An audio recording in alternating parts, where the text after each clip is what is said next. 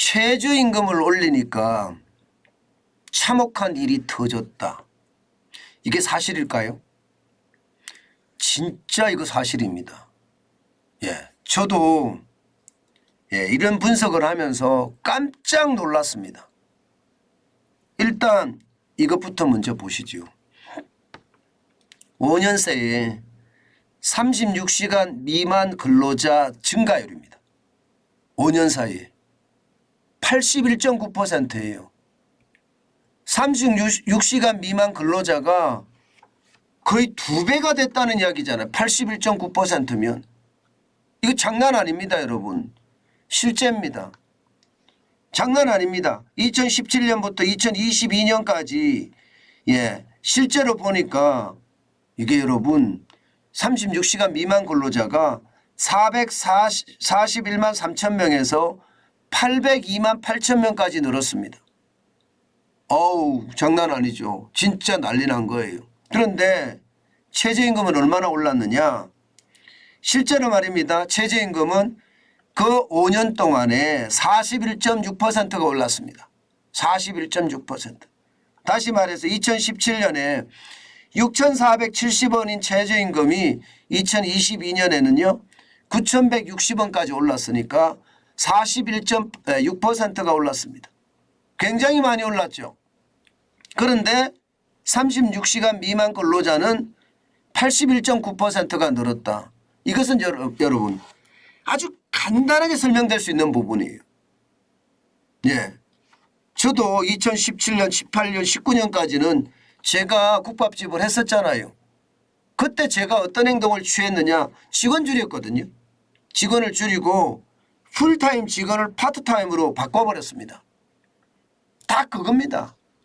풀타임 직원을 쉽게 말하면 정규직 직원을 알바로 바꿨다는 뜻이에요. 알바로. 이게 현실이에요.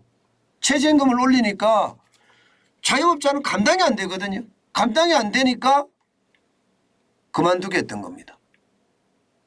아니 이거는 확실한 지표예요. 이거는 뭐 거짓말하는 지표가 아니라 제가 직접 분석한 지표기도 합니다.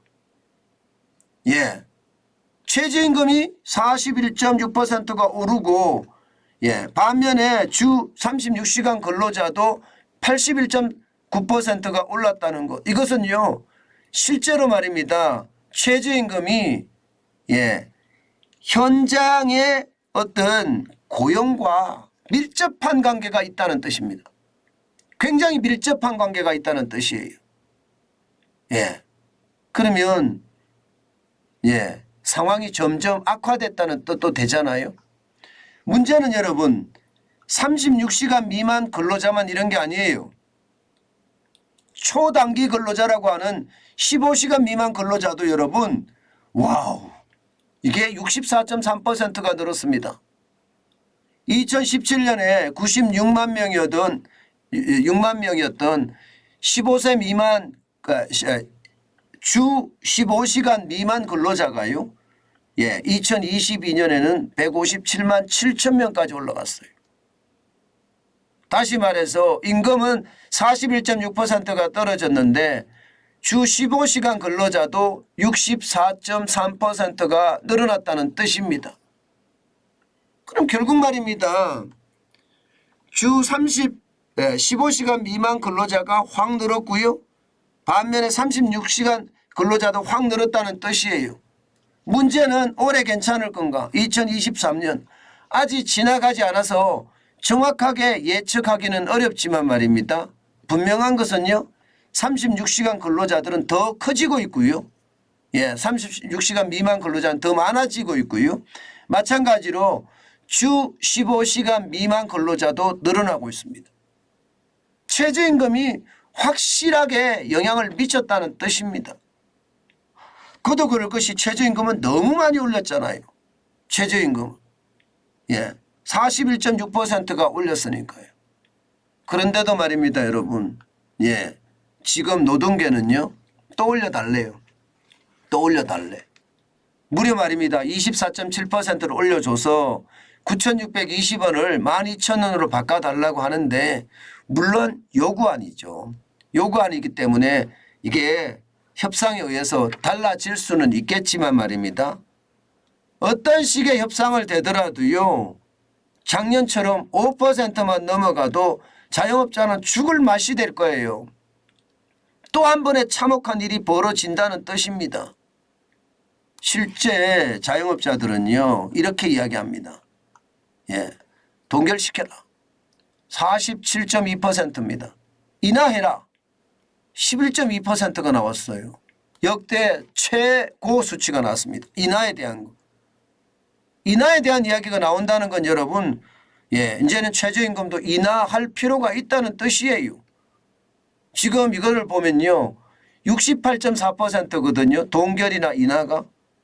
68.4%. 10명 중에 자영업자 10명 중에 7명은 낮춰야 된다는 이야기. 낮춰야 된다. 1에서 3% 미만까지만 올려라도 18.8%고요. 3에서 6% 미만만 올려라 13%. 6 내지 9%를 올려라. 이것은 2.8%밖에 안 됩니다. 중요한 것은요. 최저임금을 지금 자영업자들에게 예, 혜택을 준다고 생각을 한다면 내려야 됩니다. 저도 최저임금을 내려야 된다는 주의예요. 네, 당장 말입니다. 주유수당부터 먼저 없애고요. 예, 그래야지만이 시장의 어떤 분위기가 좋아질 수 있다는 이야기입니다. 게다가 윤석열 정부도 지금 최저임금 결정 방식을 확 뜯어 고친다고 하거든요. 여러분도 알다시피 최저임금 결정 방식이라는 게 뭡니까? 예, 모두 최저임금위원회에 소속된 예, 이게 27명인가요? 예, 27명이 결정을 하거든요. 27명은 노동계 9명, 사용자 9명, 그리고 공익위원 9명이에요. 결국은 말입니다. 사용자, 노동자 난리치고 나면요. 공익위원이 결정한다는 건데 공익위원은 대부분 정부가 임명을 하기 때문에 정부 말을 듣는 사람들이거든요. 그러면 정부 구조대로 돌아갑니다. 정부 구조대로. 예, 그래서 문재인 정부 때 이게 엄청 많이 예, 최저임금이 오르기도 했거든요. 저는 지금 윤석열 정부가 최저임금 결정 방식을 바꾼다고 하는데 이거 제대로 바꿔야 된다고 생각합니다. 현재까지는요. 최저임금을 결정할 때 경제성장률이나 물가 상승률이나 혹은 취업자 증가율 전망치를 예, 주요 지표로 설정을 해서 사실 논의를 했거든요. 저는 이 논의가 맞지 않다고 생각합니다. 왜 맞지 않느냐. 지금 여러분 완전 고용 속에서도 경기 침체가 하는 와중입니다. 그렇다면 경제성장률이나 물가상승률, 취업자 증가율 이것만 가져갈 것이 아니라 실질적인 거 있잖아요. 실질적인 거. 예, 자영업자의 상황은 어떤지 그리고 중소기업의 상황은 어떤지 예, 그리고 대기업의 상황은 어떤지 기업 현장의 이야기를 저는 반드시 반영해야 된다고 생각합니다. 이거 반영 안 하잖아요. 그냥 단순하게 가잖아요. 저는 이것은요. 어째 보면 말입니다. 정부가 책임 방기를 한다고 생각합니다. 예, 그 어느 때보다 지금 확실하게 말입니다. 예, 현장을 반영하는 체제로 저는 가야 된다고 생각을 해요.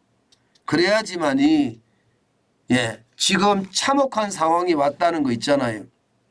참혹한 상황이 왔다는 거 이거 피할 수 있다고 생각을 합니다. 그만큼 말입니다.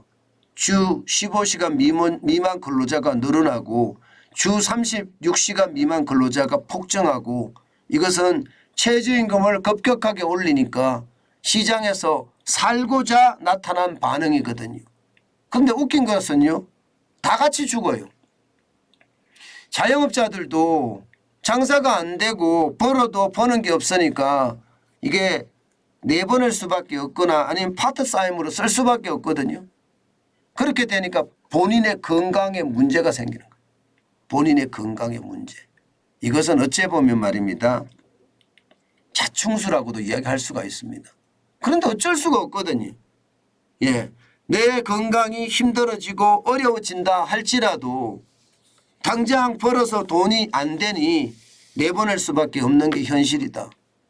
그게 지금 자영업자들이나 혹은 중소기업 현장에 종사하는 많은 이해관계자들이 최저임금은 올리면 안 된다 하는 이유입니다.